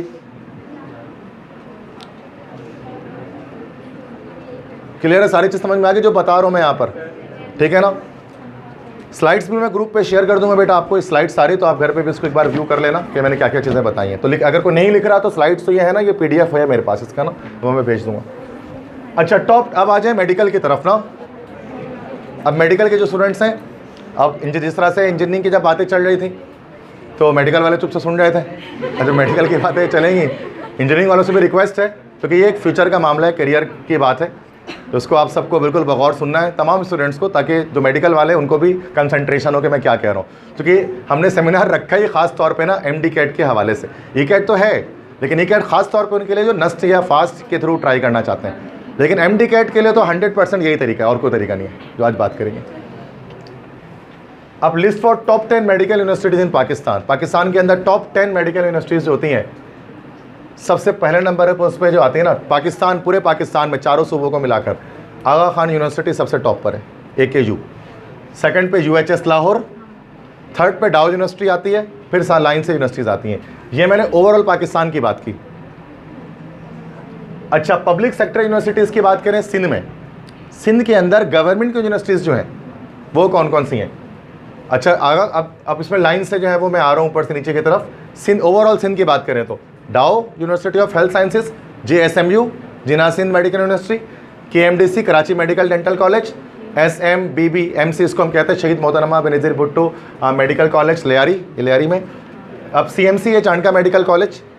अब ये आखिरी के जो चार हैं ना, they are in Sindh but they are not in Karachi. अगर हम कराची की बात करें तो कराची में बस ये चार ही हैं। गवर्नमेंट, पब्लिक सेक्टर में गवर्नमेंट, प्राइवेट की बात नहीं कर रहा, आगा खान इसलिए हट गया यहाँ से क्योंकि वो प्राइवेट है। तो ये चार है, डाओ, जिना, कराची KMDC और लियारी जो मेडिकल कॉलेज है वो, ठीक है। इन चारों में से किसी एक में एडमिशन गेट करके आप MBBS या BDS कर सकते हैं। पूरे पाकिस्तान में कहीं पर भी आप यूनिवर्सिटी टेस्ट देना चाहते हैं, इन चारों मेडिकल यूनिवर्सिटीज़ में, इन चारों के लिए ख़ास तौर पे, इन चारों के लिए ख़ास तौर पे तो PMC test is mandatory. PMC के टेस्ट के बिना जब तक आप उसको क्लियर नहीं करेंगे आपका एडमिशन नहीं हो सकता। और पासिंग क्राइटेरिया है 65%। टेस्ट में 210 नंबर का टेस्ट है, 210 में से कम आपके 133 नंबर, 137 मार्क्स आपके आने चाहिए। अगर 137 मार्क्स आपके नहीं आते, if you are not securing 137 marks, तो इसका मतलब कि आपका एडमिशन नहीं हो सकता। अभी इस बार थोड़ा मसला जो अभी चल रहा है, चूँकि अभी पिछले बार जो बच्चे ने MD कैट दिया उसके भी अब तक एडमिशन शुरू नहीं हुए, मतलब मामला चूँकि पंजाब के तो हो गए, कराची का मसला चल रहा है। चूँकि सिंध के हवाले से ना काफ़ी बच्चे फेल हैं, तो उन्होंने, सिंध वालों ने कहा है कि 50% पासिंग क्राइटेरिया हम रखेंगे, 50%। PMC वालों ने मना कर दिया। PMC पाकिस्तान मेडिकल कमीशन को कहते हैं, इस्लामाबाद में है, ये फेडरल इदारा है, पूरे पाकिस्तान के मेडिकल के जो भी स्टडीज़ हैं उनको रेगुलेट करता है ये। PMC ने सख्ती से मना कर दिया, भाई सिंध वाले जो बोलते रहें, लेकिन हम जो है वो 65 से कम पासिंग रेशो नहीं करेंगे। सिंध वाले फिर कह रहे नहीं, हम तो 18वीं तरमीम का इस्तेमाल करेंगे, 18th अमेंडमेंट का, कि सुबह खुद मुख्तार है अपने फैसला करने के लिए। तो उन्होंने बोला कि हम अलग से SMDC बनाएंगे, Sindh medical and dental college, जिसमें 50% एलिजिबिलिटी क्राइटेरिया रखेंगे। बट ये मामला भी चल रहा है। मोस्ट प्रोबेबली अगर मेरी आप अगर मेरी सजेशन अगर आप सुनना चाहते हैं तो मेरे लिहाज से तो ये नहीं होगा कि PMC कभी भी डिसोल्यूट नहीं होगी और कभी भी SMDC नहीं बनेगा, और वो PMC के 65% मार्क्स को उनको लेकर चलना पड़ेगा। पिछले साल भी बड़ा वावेला मचाया था सिंध गवर्नमेंट ने, बट ऐसा कुछ नहीं हो सका, पिछली बार भी सेम ऐसे ही था। क्योंकि 65% पासिंग रेशो करने के बावजूद हर बच्चे का टेस्ट में, हर बच्चे के MBBS में एडमिशन नहीं हो सका था पिछली बार भी, क्योंकि सीट्स कम है। 65% के बावजूद भी एडमिशन नहीं हो सका क्योंकि सीट्स कम है, MBBS के सीट्स ही इतनी नहीं है। तो अगर 50% कर भी दिया, मान लेते हैं, तो सीट ही इतनी नहीं है, तो वो पासिंग वाले बच्चे भी बैठ जाएंगे। जैसे NED में पास होने वाला हर बच्चा NED में एडमिशन नहीं ले सकता। अगर NED में आपने 50 नंबर ले लिया और आपके इंटर में कम परसेंटेज है तो आपको किसी में एडमिशन नहीं होगा। अब आप जाकर ये बोलेंगे भाई मेरा टेस्ट तो पास था, तो वो कहेंगे मेरिट लिस्ट में नाम ही नहीं है, आपका सीटें ख़त्म हो गई। बस समझ में आ रही है? तो इसमें कोई परेशान नहीं होना कि 65 और 50%, हमें इसमें मैक्सिमम सिक्योर करना होता है। 65% भी अगर आप ले आते हैं, अगर 137 मार्क्स, तो कोई गारंटी नहीं है, बल्कि डाओ तो 100% नहीं मिलेगा 137 नंबर पर। डाओ मेडिकल के लिए आपको 150, 160, 170 नंबर आपको गेट करने पड़ेंगे, 150 to 170, तब जाकर आपके नंबर आएंगे। इसमें 137, 140 आए तो शायद लियारी जो मेडिकल कॉलेज है वो भी ना मिले। ये सिर्फ पासिंग क्राइटेरिया कह रहे हैं, ठीक है। 210 में से 137 number. All public and private sector must include 50% with academics for admission in MBBS and BDS इन पाकिस्तान। मतलब 50% टेस्ट के मार्क्स काउंट करते हैं और 50% जो है वो मेरिट इंटर के मार्क्स काउंट करते हैं एडमिशन को सिक्योर करने के लिए। अच्छा, ये मैंने आपको पब्लिक सेक्टर MD कैट का बताया था, बट फिर से वही बात है, जैसे मैंने इंजीनियरिंग वालों के लिए एक मिसाल दी, मैंने बच्चों के नस्ट की मिसाल मैंने आपको दी, इस तरह से मेडिकल वालों के लिए मैं एक मिसाल दूंगा कि मेडिकल में जो AKU है, आगा खान यूनिवर्सिटी, ये सुप्रीम इदारा है। डाओ मेडिकल और JSMU से भी ऊपर है ये। AKUHS के जो ग्रेजुएट्स होते हैं ना, डॉक्टर्स होते हैं, आगा खान यूनिवर्सिटी आपने देखा होगा कभी, आगा खान हॉस्पिटल, तो उसी के साथ ही यूनिवर्सिटी है। बहुत बेहतरीन यूनिवर्सिटी है मेडिकल साइंसेस के हवाले से। फीसिस जब बच्चे देखते हैं ना, सबसे पहले फ़ीस देखते हैं कि सर ये फ़ीस यहाँ पर जो आपने लिखी है ज़ीरो ही गिन रहे हम तो सिर्फ 1 2 3 4 5 6 25 लाख रुपए सालाना ईयरली फीस 25 लाख रुपए। तो 25 लाख के लिहाज से हो गया 4 साल के 1 करोड़, और 1 करोड़ 25 लाख रुपए में डॉक्टर बन रहे हैं। अब आप बोलोगे सर ये तो हटा दें, इसको स्लाइड आगे बढ़ा दें, ठीक है, तो ऐसा ही होता है। लेकिन मैं खुद जब मैंने सेमिनार में शिरकत किया एडमिशन के AKUHS के हवाले से, और मैंने जो देखा जब मैं इसके ओरिएंटेशन में गया, तो AKUHS वाले अपनी वेबसाइट पे लिखते हैं, वेबसाइट आप जाना AKUHS में, कि हमने ज़िंदगी में कभी भी कोई भी बच्चा फ़ीस की वजह से रिजेक्ट नहीं किया आज तक। और वो कहते हैं हमारे पास इतने बच्चे हैं जो कि ज़ीरो फीस पर पढ़ रहे हैं, 25 लाख से 1 रुपये भी नहीं देते, लेकिन वो क्या कहते हैं, आप हमारे टेस्ट तो पास करके दिखाओ, फिर हम आपको देंगे एडमिशन। चलो वो आपको पैसे दे देंगे, आपको 1 करोड़ 25 लाख, ये लो भाई, अब सामने रख देंगे, आप टेस्ट पास करके दिखाओ, सारे पैसे आपके हो गए। नहीं कर सकते हैं फिर भी। ये सोच डेवलप करनी है औरंगी टाउन के बच्चों में। हम लोग क्या कहते हैं, पैसा ही सब कुछ है, पैसा नहीं होता, नहीं में मेरिट सब कुछ होता है। अगर आपके अंदर काबिलियत है, एलिजिबिलिटी है ना, कोई इदारा आपको पढ़ने से रोकता नहीं है। अब वो अलग बात है कि बच्चा एलिजिबल ही नहीं है और फीस के लिए अलग फिर वो रो रहा है, तो ये चीज़ गलत होती है। हमारे यहाँ ज़्यादातर बच्चे वही रोते हैं जो एलिजिबल भी नहीं होते हैं, फिर वो फीस का बहाना बनाते, फीस ज़्यादा है। भाई फीस का मैटर नहीं है, मैं बता रहा हूँ कि एक भी बच्चा आगा खान ने आज तक फ़ीस की वजह से नहीं रोका। मेरे एक स्टूडेंट का लास्ट ईयर एडमिशन हुआ गुलशन कैंपस से MD कैट में, उसने सबसे पहले तो उसके पास 4,500 रुपये नहीं थे इसके, वो चूँकि गाँव से आया था, वो बच्चा गाँव से आया था, इंटीरियर सिंध से, और उसके अब्बू किसान थे, फार्मर थे, सिंध से आए थे इंटीरियर, तो उसके पास इतने पैसे भी नहीं थे कि वो आगा खान के टेस्ट की फ़ीस, मतलब टेस्ट की फ़ीस देता 4,500 रुपये। उसने एक एप्लीकेशन लिखा जस्ट कि भाई मैं नहीं दे सकता, मेरे अब्बू किसान है, आप मुझे फीस, तो वो उसको विदाउट एनी फीस उसको एडमिट कार्ड इशू कर दिया, 1 रुपये उसने नहीं दिए। फिर उसके साथ उसने ये भी किया कि उसने टेस्ट को क्लियर किया, उसके बाद आगा खान में उसका एडमिशन हुआ और वो विदाउट एनी फीस पढ़ रहा है। हाँ, लोन होता है उसका, इंटरेस्ट फ्री लोन। उसमें ये होता है कि आप अगर एडमिशन आपने 5 साल का अगर आपने कर लिया ना वहाँ से, फिर आपको बॉन्ड कर देते हैं वो कि आप आगा खान में ही जॉब करेंगे, आप हमें सर्व करेंगे, और आपके सैलरी से कुछ परसेंटेज वो काट रहे होते हैं। मिसाल के तौर पर अगर आप अपने डॉक्टर्स को मंथली अगर 2 लाख रुपए पे करते हैं, 2 लाख, और 1 लाख काट लेते हैं हर महीने, तो आपको इससे क्या फ़र्क पड़ता है? कोई फ़र्क नहीं पड़ता किसी को, कोई 1 लाख तो घर लेके जा रहे हैं। तो ये मैं बता रहा हूँ, इसको समझना है मैं क्या कह रहा हूँ। मेडिकल के जितने भी स्टूडेंट्स हैं, तो ये कोशिश करें कि AKUHS का भी टेस्ट ट्राई करें, लेकिन इसका टेस्ट बहुत डिफिकल्ट होता है। तभी तो इतनी बड़ी बात कर रहे हैं कि टेस्ट क्लियर करो, एडमिशन ऐसे ही दे देंगे। लेकिन ये फीस इतनी इसलिए रखते हैं कि ये बताना चाहते हैं कि हमारी वर्थ ये है हमारी डिग्री की। ये जो बड़े बड़े इदारे होते हैं ना, ये फीस ज़्यादा सिर्फ इस वजह से लगते हैं कि अपनी वर्थ बताना चाहते हैं कि ये हमारी वर्थ है इस डिग्री की। अगर हम फीस लेना शुरू करें तो जो देने वाले होते हैं वो दे भी रहे होते हैं, मतलब टेस्ट में जिनका कम नंबर होता है, जो नीड नहीं होती है, वो पूरा पहले चेक करेंगे ना, वो देखेंगे भाई फला बंदा है, उसके बंगले हैं, गाड़ियाँ घर पे खड़ी हुई हैं, तो उसको क्या जरूरत है, उससे बोलते तो पूरा 25 लाख ही दो। और जब देखते हैं घर वैसा नहीं है तो वो मना कर देते, लेकिन वो फीस इतनी ही दिखाते हैं सबको कि ये चूँकि वर्थ उतनी है उस डिग्री की। ठीक है, एलिजिबिलिटी क्या है? इंटर में आपके पास कम से कम 70 मार्क्स आपके होने चाहिए, minimum 70 marks, 70% marks. Admission process क्या है? एडमिशन टेस्ट इंटरव्यू होगा, MD कैट क्लास में क्लियर होना चाहिए। अच्छा, AKU के साथ मामला ये है कि आपको MD कैट का भी टेस्ट क्लियर करना पड़ेगा, PMC वाला, और साथ में आगा खान का अपना टेस्ट होता है वो भी क्लियर करना पड़ेगा। 2 टेस्ट क्लियर करेंगे, फिर इंटरव्यू होगा, देन जाकर आपका एडमिशन होगा। आगा खान 2 टेस्ट लेती है, एक टेस्ट PMC जो पूरा पाकिस्तान दे रहा है बैठ के 210 नंबर का, और एक वो जो आगा खान में एडमिशन लेने वालों को देना है, एक ही आगा खान का टेस्ट डेट एक्सपेक्टेड जून को हो जाएगा, जून 2022 में टेस्ट हो जाएगा। टेस्ट पैटर्न क्या है? बायोलॉजी, केमिस्ट्री और फिजिक्स के 20-20 MCQs होंगे, टोटल 60 MCQs यहाँ हो गए। साइंस और मैथ्स रीजनिंग 30 MCQs ईच। यहाँ पर ये वाहिद टेस्ट है मेडिकल वालों का पूरे पाकिस्तान में जिसमें मैथ्स रीजनिंग आती है मेडिकल वालों के लिए। टेस्ट में मैथ्स भी इंक्लूड होता है, 30 MCQs मैथ्स के होते हैं, और ये चीज़ इसको थोड़ा मुश्किल बना देती है AKU के टेस्ट को, क्योंकि मेडिकल वाले मैथ्स नहीं पढ़ते। लेकिन फिर ये टेस्ट किसका? ये PMC का पैटर्न नहीं है, ये आगा खान का पैटर्न है। PMC का पैटर्न मैं आगे बताऊंगा, ठीक है। अच्छा, आगा खान के बाद AKUHS के बाद नेक्स्ट हमारे पास है AIIMS, nums national university of medical sciences. Second number पे बता रहा हूँ नम्स। अभी मैं डाउ मेडिकल की तरफ नहीं आ रहा, मैंने पहले AKU बताया, फिर मैंने बताया nums national university of medical sciences. अब इसके 3 इदारे हैं पाकिस्तान कराची में जो इससे एफिलेट है नम्स से। किम्स बहरिया मेडिकल कॉलेज और फ़ज़ाइया रुतफ़ा मेडिकल कॉलेज, ये PAF वालों का, बहरिया नेवी वालों का और किम्स आर्मी वालों का, कराची में ये। नम्स का टेस्ट अगर आप क्लियर कर लेते हैं, ये अलग टेस्ट MD-CAT के अलावा है। MD-CAT तो क्लियर करना मैंडेटरी है पूरे पाकिस्तान में सबके लिए, लेकिन MD-CAT के साथ आप नम्स का भी टेस्ट क्लियर कर लोगे तो इन यूनिवर्सिटीज़ में जहाँ पर सालाना फीस 17 लाख रुपए है, 17 लाख है, लेकिन आपका 1 लाख रुपए में आपका एडमिशन हो जाएगा अगर आप ये नम्स का टेस्ट क्लियर कर लो। 1 लाख में 17 लाख की वजह 1 लाख में हो जाए अगर ये टेस्ट नम्स का टेस्ट क्लियर करते हैं। इसी नम्स से आप कराची के 3 इदारे में भी जा सकते हैं और इसी नम्स के थ्रू रावलपिंडी में जो AMC आर्मी मेडिकल कॉलेज उसमें भी जा सकते हैं। बट आर्मी मेडिकल कॉलेज में जाने के लिए फिर ये क्या होता है कि अगर आपने गर्ल्स भी उस नम्स के थ्रू फिर उसमें जा सकती हैं, गर्ल्स भी जा सकती हैं उसके थ्रू। तो ये होता है तरीका कि AMC में आर्मी मेडिकल कॉलेज में लिंक के थ्रू जो है वो रावलपिंडी में एडमिशन हो सकता है। नम्स का टेस्ट PMC के अलावा एक अलग टेस्ट है, मतलब MD-CAT अगर आपको देना है तो MD-CAT के साथ आप PMC का टेस्ट, वो MD-CAT के साथ आप जो है वो आगा खान का टेस्ट दे सकते हैं या नम्स दे सकते हैं। अगर आपको नहीं जाना ना आगा खान में ना इन तीनों में से किसी में, फिर आपके पास आ जाए तो ये नम्स का पैटर्न, फिर आपके पास लास्ट में सिर्फ एक ही बच जाते हैं, डाओ, JNSMU और KMDC, फिर वहीं जाना होता है अगर सिंगल टेस्ट देकर अगर आप एडमिशन लेना चाहते हैं तो।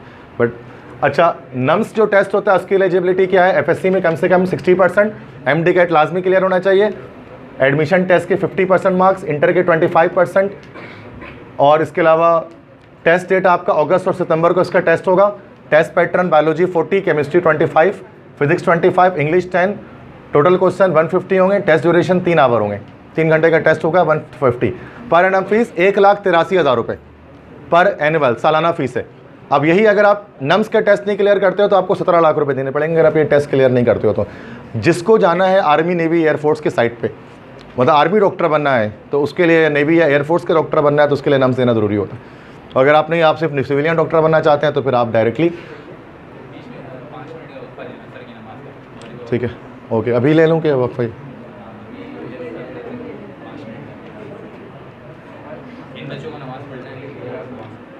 तो यहाँ मैं ब्रेक कर दूँ उसको। तो बेटा गवर्नमेंट, अच्छा ये तो अभी मैंने आपको बताया कि MBBS को स्टार्ट करने के, MBBS या BDS की तरफ जाने के एक तरीका AKUHS का बताया, आगा खान यूनिवर्सिटी का, उसमें MD-CAT भी देना है और साथ में आगा खान का भी टेस्ट देना है। दूसरा तो मैंने बताया नम्स के थ्रू एफिलेटेड कॉलेजेस में जाने के लिए, उसमें MD-CAT भी देना है, नम्स का टेस्ट भी देना है। अब आ गया सिर्फ MD-CAT, प्योरली MD-CAT। MD-CAT की बेस पर आपको मैंने बताया कि आप इन 4 यूनिवर्सिटीज़ के अंदर जा सकते हैं और हमारे यहाँ नॉर्मली जो स्टूडेंट्स MD-CAT समझते हैं उसी को समझते हैं। गवर्नमेंट मेडिकल यूनिवर्सिटीज़ जो कराची में है वो 4 हैं, DUHS Dow university of health sciences, JSMU Jinnah Sindh medical university, KMDC Karachi medical dental college, LMC Lyari medical college हम उसको कहते हैं। एलिजिबिलिटी कम से कम 60% इंटर में आपकी होनी चाहिए। एडमिशन प्रोसेस MD-CAT 50% काउंट होगा, मैट्रिक 10%, इंटर 40%, मतलब टेस्ट के मार्क्स 50% तक काउंट होंगे। टेस्ट में जो भी मार्क्स आप लाएंगे उसका 50% उठाया जाएगा, मैट्रिक का 10% और HEC का 40%, और उससे बिहाफ पर एक मेरिट लिस्ट बनाई जाएगी जिसमें से टॉप वाले स्टूडेंट्स को एडमिशन दिया जाएगा। टेस्ट अगस्त 2022 में होगा इस बार, MD-CAT जो होगा अगले साल कराची की यूनिवर्सिटीज़ के लिए। ट्यूशन फ़ी कितनी है बच्चों? कम होगी क्योंकि प्योरली गवर्नमेंट है तो फीस बड़ी कम है, 18,000 रुपये प्लस 45,000 सालाना फ़ीस है, एक साल की 45,000 रुपये, और एडमिशन फ़ीस 18,000 रुपये। 18,000 एडमिशन के टाइम देनी है और 18,000 प्लस 45,000 ये मेरिट पर है। सेल्फ फाइनेंस भी एक चीज़ होती है, सेल्फ फाइनेंस से मुराद अगर आपके परसेंटेज कम है तो आप उस पर अप्लाई कर सकते हैं। तो सेल्फ फाइनेंस के एडमिशन रेगुलर के एडमिशन ख़त्म होने के बाद जो बच्चे बचते हैं उनको दिए जाते हैं, बट सेल्फ फाइनेंस की फ़ीस ज़्यादा होती है, 5,50,000 रुपये सालाना फ़ीस होती है अगर आप डाओ वगैरह में एज अ सेल्फ फाइनेंस अगर आप जा रहे हैं तो। सेल्फ फाइनेंस में क्या थोड़ी कम परसेंटेज में भी एडमिशन हो जाता है, बट कम से मुराद इतना भी कम ना हो कि PMC 65 से डाउन हो और इतना भी कम ना हो कि इंटर आपका 60% से डाउन हो। मतलब बिल्कुल ये नहीं कि बस पास हैं सर, बस D ग्रेड से अब हमें डॉक्टर बना दें, 5 लाख रुपए पकड़ें, ऐसा कुछ नहीं है। मतलब इतनी ज़्यादा करप्शन नहीं है इन चीज़ों में पाकिस्तान मेडिकल कमीशन की तरफ से, तो ये डायरेक्टली ऐसा होता नहीं। MD-CAT का सिलेबस MBBS और BDS के लिए, डॉक्टर और डेंटिस्ट बनने के लिए ये हमारे पास है टोटल 210 नंबर है। 80 मार्क की biology, chemistry 60 marks, physics 40 marks, 40 MCQs, English के 20 MCQs, और इसमें एक अलग एक सब्जेक्ट होता है लॉजिकल रीजनिंग, जिसमें रिडल्स वगैरह होते हैं, पहेलियाँ वगैरह होती हैं और इस तरह की चीज़ें होती हैं, तो उसके 10 मार्क्स होते हैं। कॉज एंड इफेक्ट टाइप के क्वेश्चन, तो लॉजिक वाले मेंटल लेवल के क्वेश्चंस होते हैं, वो 10 नंबर के होते हैं, टोटल 210 नंबर बन जाते हैं। आप देख सकते हैं बायोलॉजी और केमिस्ट्री मिलाकर आपका टोटल ये है 140 यही बना दे रहा है, और 137 पास होने के लिए चाहिए। तो बायोलॉजी और केमिस्ट्री सबसे मेन इसके अंदर है MD कैट के लिए, कि जो बायोलॉजी और केमिस्ट्री आपकी बहुत स्ट्रांग होनी चाहिए। फिजिक्स के थोड़े से कम मार्क्स, इंग्लिश के कम, और लॉजिकल रीजनिंग सबसे कम। NED का ये मामला है, NED के सबके 25-25 हैं। NED जो इंजीनियरिंग वाले हैं ना, तब 25-25 सारे। अच्छा, NED में भी एक फील्ड है बायोमेडिकल इंजीनियरिंग, जिसको मेडिकल वाले ले सकते हैं। अगर MBBS में नहीं हुआ तो NED में वो टेस्ट देकर बायोमेडिकल इंजीनियरिंग, NED की एक फील्ड है जो इंजीनियरिंग कर सकते हैं उसमें, फिर वो NED का टेस्ट पास करके भी। तो कुछ बच्चे इस तरफ भी जाते हैं मेडिकल वाले, ठीक है। अच्छा, नो नेगेटिव मार्किंग, इस बार कोई नेगेटिव मार्किंग नहीं है। अभी तक हमने जो यूनिवर्सिटीज़ पढ़े हैं उसमें से किसी में भी नेगेटिव मार्किंग हमारे पास नहीं है, ठीक है। पहले होती थी, अब नहीं होती। PMC में 2.5 घंटे का टेस्ट होता है, 2.5 घंटे होते हैं, 210 क्वेश्चन आपको करने होते हैं 2.5 घंटे में। कैलकुलेटर अलाउ नहीं होता। NED का टेस्ट वाइट टेस्ट है जिसमें कैलकुलेटर अलाउ होता है, NED के अलावा किसी भी टेस्ट में कैलकुलेटर अलाउ नहीं होता। पासिंग मार्क्स 137 मिनिमम होने चाहिए 210 में से। और क्यूरिकुलम इसका सबसे मेन है। क्यूरिकुलम मतलब सिलेबस क्या होता है टेस्ट का, PMC सिलेबस बनाती है। अब देखो इसमें क्या एक मसला है, सबसे मेन बात जो मैं आपको समझाऊँ ना, PMC ने बोला हुआ है कि हम लेंगे कॉमन सिलेबस से एग्जाम, कॉमन सिलेबस। PMC कहती है कि डॉक्टर अली रज़ा उनके चेयरमैन है, वो कहते हैं हम कॉमन सिलेबस से एग्जाम लें। कॉमन सिलेबस मतलब सिंध, पंजाब, बलूचिस्तान, KPK सब में मिक्स करके जो चीज़ें आ रही है ना, जो सब में कॉमन है, वो सवाल हम देंगे टेस्ट में। और बिल्कुल वो ऐसा भी करते हैं वो ऐसे ही है, लेकिन वो सिर्फ कॉमन हेडिंग्स को देख रहे होते हैं। कॉमन हेडिंग्स को, मिसाल के तौर पे जैसे आइसोमेरिज्म, केमिस्ट्री में हम बात करते हैं तो आइसोमेरिज्म की एक हेडिंग है, तो वो कहते हैं भाई आइसोमेरिज्म चूँकि सारे बोर्ड में है तो हम आइसोमेरिज्म का एक सवाल दे देंगे। अब हमारे सिंध बोर्ड में आइसोमेरिज्म सिर्फ 4 है, position, chain, skeletal, position isomerism, chain isomerism, functional group isomerism, metamerism. But वो दे देते हैं। अब टेस्ट में क्या आता है, stereo isomerism, geometrical isomerism, optical isomerism, तो ये सब तो है ही नहीं सिंध बोर्ड में। वो क्या कहते हैं भाई हमने कॉमन से तो दिया ना, हेडिंग तो कॉमन थी सबकी। अब हेडिंग के अंदर मटेरियल थोड़ा कॉमन नहीं था ना। अब एक टॉपिक आइसोमेरिज्म का सिंध बोर्ड 1 पेज में बता रहे, इसी चीज़ को फेडरल बोर्ड और पंजाब बोर्ड 10 पेज का ले जा रही है, तो आप सिंध बोर्ड के 10 पेज 1 पेज को देखते हुए आपको टेस्ट बनाना चाहिए ना वो। लेकिन वो ऐसा नहीं करता, वो कहते हैं आइसोमेरिज्म का टॉपिक सब में है तो बट ठीक है। इस वजह से ये एक धोखा है कि कोई कॉमन सिलेबस नहीं होता PMC में। पिछले साल बहुत रोए बच्चे इस मामले में, ठीक है। आपका PMC सिलेबस फेडरल और पंजाब से मिक्स होकर बनता है। अगर आपको MD कैट क्लियर करना है, फेडरल की बुक्स और पंजाब टेक्स्ट की बुक, उनसे टेस्ट बन रहा होता है। फेडरल बोर्ड और पंजाब बोर्ड, इससे टेस्ट बन रहा होता है। और MD कैट की क्लासेस में आपको यही सिखाया जाता है। यही फ़र्क है इंटर की क्लासेस जो आप ले रहे हो और जो आप यहाँ पर MD कैट की क्लासेस लोगे। This is the vital difference है। लास्ट ईयर की क्लोजिंग मेरिट क्या गई है भाई, इस ईयर तो आया नहीं। लास्ट ईयर की क्लोजिंग मेरिट डाउ के लिए 85.1% पे क्लोजिंग हुई है लास्ट ईयर। 85.1 मतलब ये एग्रीगेट बना रहे टेस्ट के मार्क्स और उसको मिलाकर 50-50%। मतलब टेस्ट में भी आपके 85% मार्क्स होने चाहिए 210 में से। 85%, 85 नहीं कह रहा मैं, ठीक है। और इंटर में भी 85% होना चाहिए, तो आपके डाउ में मेरिट पर हो जाएगा। अगर डाउ में जिसका मेरिट भी नहीं होता तो असल में इसकी सीट्स चलती हैं। मिसाल के तौर पे देखो बच्चे, जैसे 200, अब इसमें 230 सीट्स हैं, डाउ में 230 सीट्स हैं मेरिट की। अब 230 सीट है तो मेरिट नंबर 1 से लेकर 230 तक जो शुरू में होंगे ना टॉप के बच्चे, उनको मिल जाएगा DUHS। अब 230 के नीचे 240, 250 वाले को क्या मिलेगा, DUHS में सेल्फ में MBBS मिलेगा, वो 81, मतलब सॉरी पहले ये मिलेगा फर्स्ट पे, सॉरी फॉर दैट। सेकंड पे JSMU, Jinnah Sindh medical university, ये मिलेगी 82.5 पे क्लोजिंग है। फिर उसके बाद और जो बच्चे आएंगे नीचे लिस्ट में, उनको यहाँ पर जो है वो फिर KMDC की मेरिट MBBS ये मिलेगी थर्ड। अब उसके बाद फिर ये मेरिट पर आ गई 85.1, 82.5, 80.4। अच्छा, इसके बाद फिर आप BDS की मेरिट्स देख सकते हैं। डाउ में 79, JSMU में 78+, KMDC में 78+। इनमें नहीं हो रहा। अब उसके बाद क्या है, फिर उसके बाद सेल्फ की मेरिट है। सेल्फ ऐसे मैं हटा देता हूँ यहाँ पर, सेल्फ को आप देखें ना, बल्कि फ़िलहाल तो आप इसको छोड़ दें सेल्फ को। तो ये डाउ, JSMU, KMDC, पहले MBBS की सीट फिल हो गई सबकी लाइन से, देखो 85.1, 82.5, 80.4। अब सीट फिल हो रही है BDS की, डेंटिस्ट लोगों की, डाउ की, JSMU की, KMDC की। ये है सबसे बच्चा चाहता है ये मिल जाए, ये नहीं मिला तो ये तो मिल ही जाए, ये नहीं मिला तो ये मिल जाए भाई, ये नहीं तो फिर ये सही। ये इस पर नहीं आ रहा लिस्ट में नाम तो ये मिल जाए, ये नहीं तो कम से कम ये मिलना चाहिए। ये भी नहीं मिला तो फिर आप MBBS BDS डॉक्टर नहीं बन पाएंगे, फिर आप फार्मेसी करें कराची यूनिवर्सिटी से यहाँ से। बट ये सिर्फ 230 बच्चे सिर्फ जाएंगे इस वाले प्रॉपर जो फर्स्ट वाला है। 200 और बच्चे कितने हैं? 50,000। तो 50,000 में से इसमें जाना आसान बात नहीं है। पूरे क्रीम बच्चे जिनका बचपन से लेकर आखिरी तक एक टॉपर का रिकॉर्ड रहा हो स्कूल में कॉलेज में अपने, वो बच्चे जा रहे होते हैं यहाँ पर। ठीक है, तो कर सकते हैं, ट्राई हर कोई करेंगे, जाहिर सी बात है कि कोशिश करेंगे कि हम एडमिशन में इसमें सिक्योर कर सकें। ठीक है, पता है लोग ही जाते हैं, कैसे जाते हैं ये बच्चे, कैसे क्रैक कर लेते हैं, तो इसके बारे में आगे मैं आपको बताऊंगा। अभी एक्सपेक्टेड डेट्स क्या है बच्चों? एक्सपेक्टेड डेट्स मैं आपको बता देता हूँ। इंटर के एग्ज़ाम्स के expected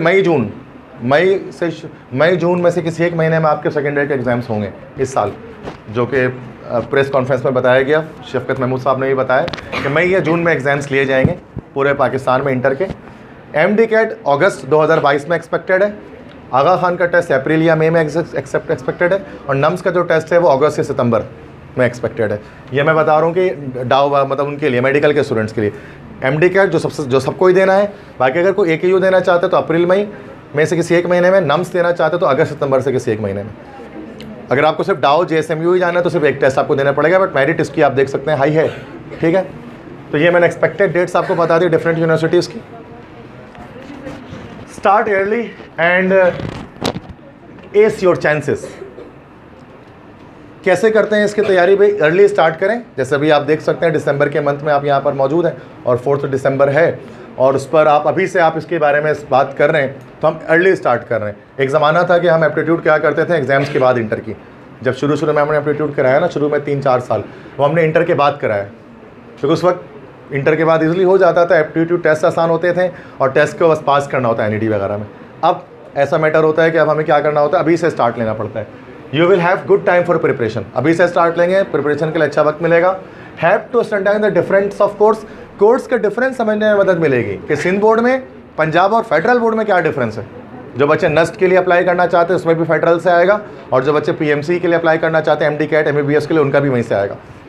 have to revise your second year with conceptual learning, क्योंकि हम जो MD-CAT डील करते हैं ना वो टोटल लर्निंग कॉन्सेप्ट है, चूँकि MCQs आएंगे टोटल, और MCQs विदाउट कॉन्सेप्ट नहीं कर सकता कोई भी स्टूडेंट, चाहे वो NED का टेस्ट हो या चाहे कोई भी टेस्ट हो, रट्टा नहीं चलता उसके अंदर, क्योंकि MCQs हैं। तो जब MCQs की तैयारी करेंगे तो आपकी अपने सेकेंड ईयर की MCQs की तैयारी भी अच्छी हो जाएगी, जो 15-17 MCQs वहाँ पे भी आएंगे, और बाकी जो कोर्सेज हैं उसकी कंसेप्चुअल लर्निंग आपकी बन जाएगी।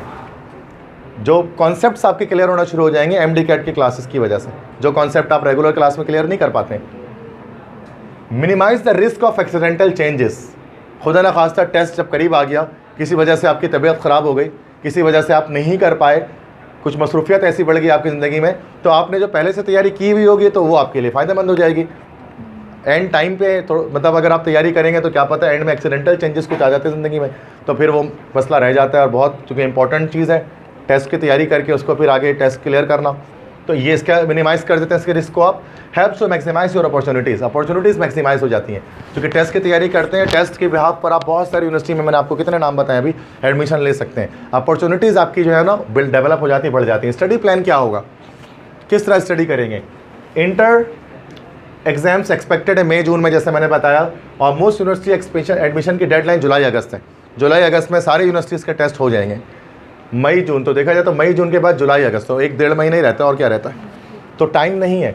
One way to get education, एक तरीका जो मैं यहाँ सजेस्ट करता हूँ, मेरी सजेशन क्या है कि इंटर की जो तैयारी आपकी है वो आप 6 कर ही रहे हैं ना, Monday, Tuesday, Wednesday, Thursday, Friday, ये 5 दिन हम इंटर पढ़ें, इसमें हम आपको नहीं परेशान करेंगे, आपको किसी भी सेंटर से ताल्लुक है, ये 5 दिन हम आपको छेड़ेंगे नहीं। Monday, Tuesday, Wednesday, Thursday, Friday, this is your days for academic studies. 2 days बस आप दें फिलहाल, पेपर से पहले तक 2 डेज़ आप दें टेस्ट प्रिपरेशन के लिए, सैटरडे एंड संडे, हफ्ता और इतवार, इन 2 दिन आपके सिर्फ टेस्ट प्रिपरेशन की डेज होंगी, ठीक है, जिसमें आप टेस्ट प्रिपेयर करेंगे। जो कि मोस्टली जाहिर सी बात है टाइमिंग्स भी सेट कर लेंगे। अगर कोई क्लासेस हैं कि कुछ सर हमारी क्लासेस कोचिंग के संडे भी लग रही होती हैं या फिर ऐसे ही लग रही होती हैं, या कॉलेज की टाइमिंग्स है, तो उसको बाहमी मफाहमत से सॉल्व कर लेंगे उन टाइमिंग्स को। बट 2 डेज़ ही होंगे, याद रखिएगा, सैटरडे एंड संडे 2 डेज़ होंगी, चूँकि ज़रूरत नहीं है ना भी सारे। हाँ, जब एग्ज़ाम ख़त्म हो जाएंगे तो उसके बाद जो 1.5-2 महीने आपके पास बचते हैं ना, वो फुल 7 डेज़ क्लासेस चलती हैं, फिर फुल फ्लैश क्लासेस उसको हम कहते हैं, वो सारी चलती है लाइन से। अभी लेकिन 2-2 डेज़ आप करेंगे ताकि आप जुड़े रहें एप्टीट्यूड टेस्ट के साथ। तो उसकी फ़ीस पेमेंट भी जो होती है एप्टीट्यूड टेस्ट के लिए तो तैयारी की होती है वो एक साथ आप लमसम पे करते हैं, वैसे भी तो वो अब चलती रहती है। क्योंकि इसकी पूरे कराची में इसकी कोर्स की फ़ी होती है, इसकी फ़ी मंथली वाइज जैसे कि एकेडमिक की आप देते हैं तो ये फ़ीस इसकी नहीं होती है। इसमें कोर्स गारंटी होती है कि कोर्स आपको करा दिया जाएगा कंप्लीट, उसके लिए फ़ीस लमसम होती है। आगे उसके बारे में डिस्कशन आ जाएगी। वाई प्रिपरेशन नीडेड, क्यों ज़रूरत है प्रिपरेशन की? बच्चे कहते हैं सर हम तो खुद कर लेंगे, प्रिपरेशन हमें ज़रूरत ही नहीं है प्रिपरेशन करने की, तो हम तो घर पे भी कर सकते हैं, 2-3 किताबें ले आएंगे घर से कर लेंगे। तो क्यों प्रिपरेशन की नीड है? MCQs based learning missing in inter या ए लेवल। इंटरमीडिएट के अंदर एमसीक्यूज़ बेस्ड लर्निंग मिस कर जाती है बहुत। इंटर लेवल पे जो हम ना कि ज़्यादातर हम डिस्क्रिप्टिव टाइप चीज़ों को सेक्शन बी सेक्शन सी को ज़्यादा पढ़ रहे होते हैं, लॉन्ग क्वेश्चन याद करने की चीज़ें, मेमोराइजेशन, और एमसीक्यूज़ की तैयारी बस थोड़ी करते हैं, बहुत ज़्यादा नहीं करते हैं। हमें पता है कि टेस्ट में क्या एग्जाम में भी एमसीक्यू थोड़ा ही आना है, ज़्यादातर तो सेक्शन बी और सी आना है। तो हमारे इंटर की लर्निंग के अंदर ना एमसीक्यूज़ लर्निंग मिसिंग होती है, मतलब बहुत कम ही ऐसा होता है कि एमसीक्यूज़ के लिए अलग से तैयारी इंटर में कराई जा रही है, वरना नॉर्मली सब्जेक्टिव तैयारियाँ चल रही होती हैं। दूसरी, test is comprehensively compiled from Sindh federal board textbook. तो इस टेस्ट जो आपका बनता है वो Punjab board, federal board, Sindh board सबका मिलाकर बनता है, और वो आप इंटर में नहीं पढ़ते। रिस्ट्रिक्शन मेक्स ट्रबल, कुछ रिस्ट्रिक्शन भी है। रिस्ट्रिक्शन क्या है? पहली चीज़, without calculator math. MD CAT के अंदर नस्ट के टेस्ट के अंदर कैलकुलेटर अलाउ नहीं होता, लेकिन इंटर में तो कैलकुलेटर अलाउ होता है। एक ये मसला, नेगेटिव मार्किंग होती है, जैसे इसमें एमडी कैट के अंदर तो नहीं होती है, दाऊद के टेस्ट में होती है, नस्ट के टेस्ट में नेगेटिव मार्किंग होती है, ये चीज़ मसला करती है। टाइम लिमिट्स, नस्ट के टेस्ट में टाइम लिमिट्स है, 2 घंटे का टेस्ट है और 120 मिनट का टेस्ट आपके पास है, तो उसमें आपके पास फिर वो 180 मिनट है आपके पास और 200 सवालात करने, तो टाइम भी कम होता है। तो कम टाइम में कैसे एमसीक्यू उसको शॉर्ट ट्रिक से सॉल्व कर लिया जाए, ये सारी चीज़ें जो है वो MD ECAT MCAT की क्लास में डिस्कस की जाती है। ये चीज़ आप घर बैठ के नहीं कर सकते, कोई भी नहीं कर सकता। सोल्यूशन क्या है? Need proper guidelines with experts. Expert preparations में हमारे पास है तो वो प्रॉपर गाइडलाइंस चाहिए। प्रैक्टिस के लिए रेवेलेंट मटेरियल वो आपको प्रोवाइड किया जाएगा। मिथ क्या है, गलत कॉन्सेप्ट क्या है कि we can do preparation by oneself, हम खुद तैयारी कर लेंगे, जबकि रियलिटी क्या है? Only few can make this. कुछ ही बच्चे, एक आध बच्चे शायद घर में खुद से कर सकें, but many others get in worst condition even they have good academic grades और परसेंटेज।